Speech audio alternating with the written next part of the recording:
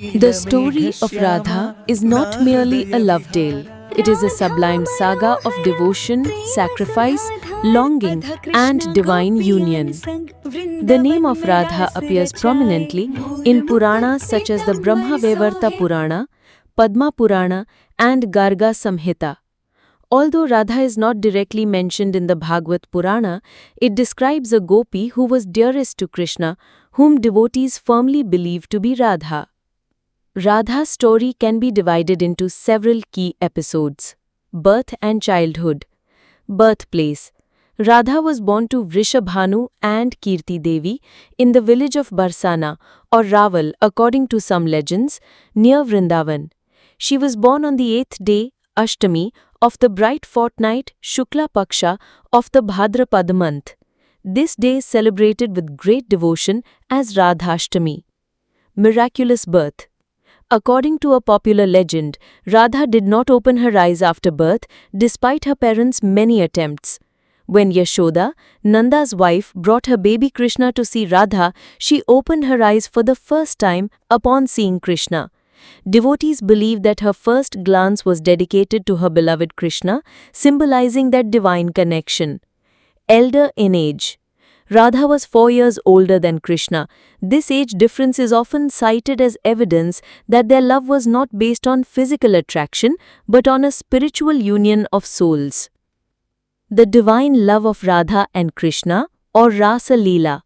Leelas in Vrindavan. As Krishna grew up in Gokul, love blossomed between him and Radha. Their love flourished in the streets of Vrindavan, along the banks of the Yamuna river, and under the shade of the Kadamba trees. Radha would become entranced by the music of Krishna's flute. Rasa Leela. The supreme expression of their love is seen in the Rasa Leela. On moonlit autumn nights, Krishna would play his flute and call all the gopis. He danced with each one of them, multiplying himself into many forms. But his heart and soul remained solely with Radha. She was the central figure of the Rasa Leela, hence she is also called Rasheshwari. Ashtasakhis. Radha had 8 close companions, such as Lalita and Vishakha, who played key roles as witnesses and facilitators of Radha and Krishna's divine love. Separation and longing. Krishna's departure to Mathura. One of the most painful episodes in Radha and Krishna's love story is their separation. For the welfare of the world and to defeat the evil Kamsa, Krishna left Vrindavan and went to Mathura, promising Radha that he would return, but he couldn't fulfill that promise. Agony of separation. After Krishna's departure, Radha's life became empty. She spent every moment in deep remembrance and intense longing for Krishna. In the Vaishnava tradition, this state of separation is considered a higher form of devotion than even union. Love in separation is believed to intensify and purify devotion. Radha's marriage.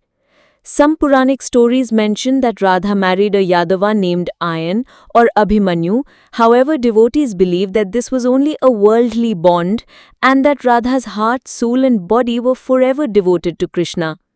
Final days and union with Krishna. Journey to Dwaraka. In the final phase of her life, Radha left Vrindavan on foot to go to Dwaraka, driven by an intense desire to see Krishna.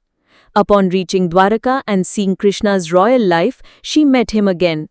At Krishna's request, she stayed at the palace in disguise, serving as a maid. Last wish.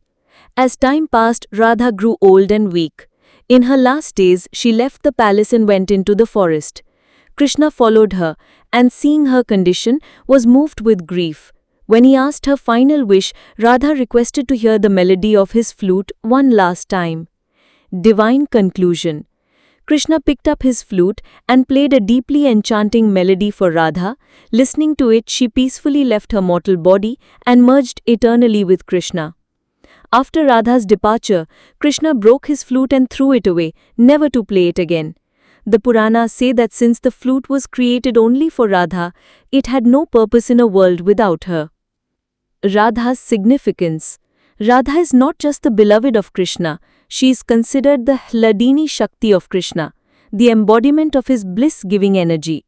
If Krishna is complete, Radha is the power that makes him complete. They are not separate beings, but one soul in two forms. That is why devotees always chant Radhe Krishna, placing Radha's name before Krishna's. Devotees believe that pleasing Radha brings Krishna's grace effortlessly.